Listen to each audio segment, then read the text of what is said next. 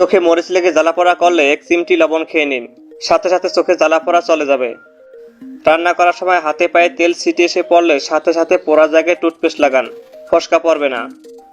ঘরের ফ্লোর বা টাইলস ময়লা হয়ে গেলে কলার খোসা পানিতে ভিজিয়ে রাখুন, পরের দিন সেই পানি দিয়ে টাইলস মুছুন, টাইলস ঝকঝকে পরিষ্কার হবে। ময়দার তৈরি খাবার তেলে ভাজার আগে তেলে 1 চিমটি লবণ দিয়ে নিন, এতে তেল কম খরচ হবে।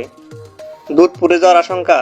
প্রথমে গরম পানি দিয়ে পাত্রটিকে ধুয়ে ফেলুন, তারপর সেই পাত্রে কম আঁচে দুধ জাল দিন, দুধ পুড়বে না।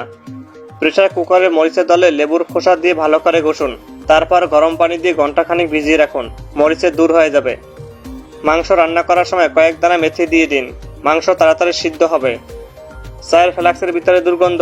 কোনো চিন্তা নেই, 1 চামচ চিনি ফ্লাক্সে রেখে দিন, দুর্গন্ধ দূর হবে।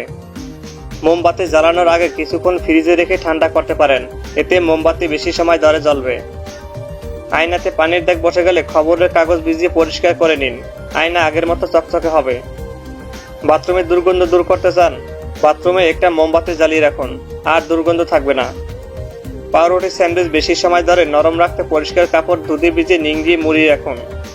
সিদ্ধ আটা রুটি বানাতে পানিতে সামান্য তেল দিন, রুটি নরম হবে।